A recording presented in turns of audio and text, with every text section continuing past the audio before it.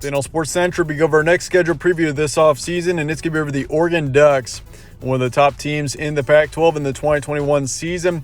And even though this team got up to 10 wins last year, kind of a disappointing end to the season for the Ducks, but how this team be in 2022 is what we'll be going over here today.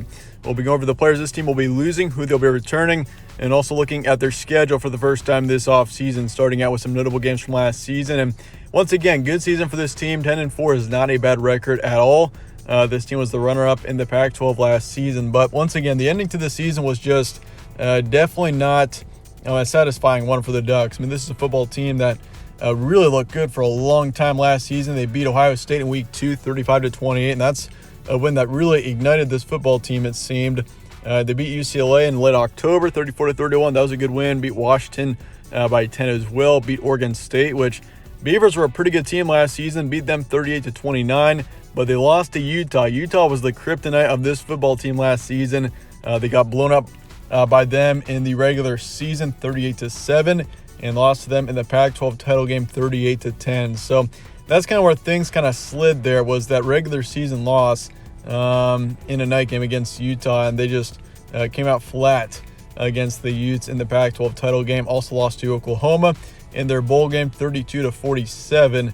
Sooners are a good football team, and at least Oregon showed some sort of fight in that game. I mean, Oklahoma controlled that game for a long time, but Oregon still put up 32 points, which is not bad. But in the end of the day, Oregon 10-4 is the end record, 6-1 in their first 7 games and 4-3 in their last 7. But heading into 2022, this is a football team that definitely shows potential. And looking at your roster preview now, Anthony Brown, of course, your starting quarterback from last season, will not be around. He is gone. So the quarterback situation is very interesting for Oregon. You got, of course, Bo Nix coming in from Auburn, which is good. I mean, Bo Nix, he's had some good games, but at the same time, he's had some terrible games. He's a pretty inconsistent quarterback that has shown promise.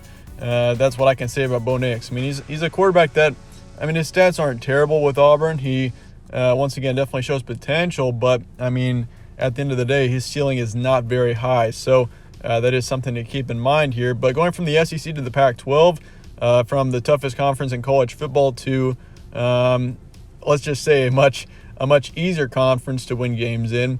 Potentially that could be good for Bo Nix, so we'll see what happens there. Running back situation, this is a tough loss here. Travis Dye has transferred to USC, so that's going to be tough on this football team. He put up 1,600 yards of offense last year, 18 touchdowns, was a huge key player in the backfield, definitely the MVP of this offense. And so that's going to be a tough loss there for this football team, not having Travis Dye around next season, but it's going to be great for USC, that's for sure. But CJ Verdell, he's coming back, which is going to be good. At least you got a running back who's got some experience coming back.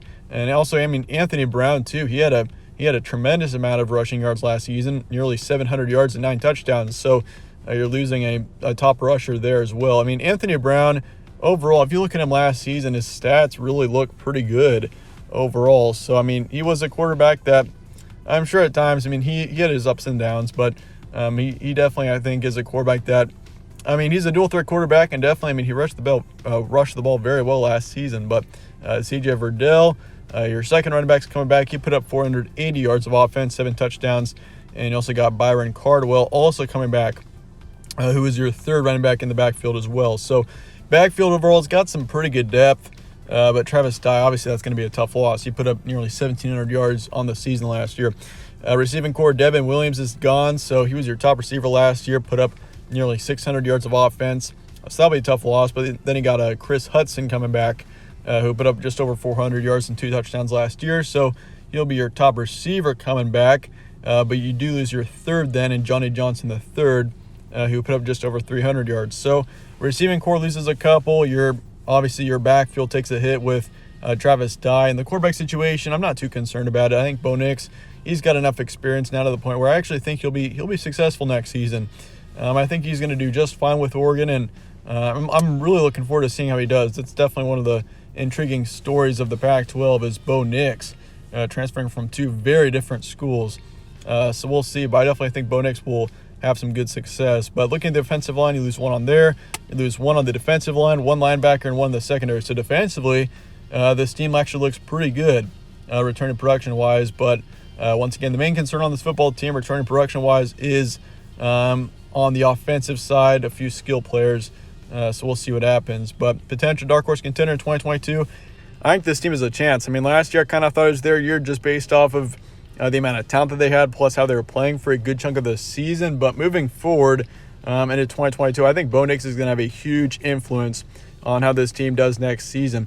If he comes out and puts up an outstanding season and has a huge breakthrough, I think this team is definitely going to be a contender. But on the flip side, if it doesn't go too well and the quarterback situation remains a concern, I think Oregon's going to have a tough time having success next year. And, of course, you still got a couple of question marks, too, defensively and in the backfield in particular on offense. So definitely got to keep that in mind, too, going into next year. But Oregon is a team that definitely shows potential going into next year, if you ask me.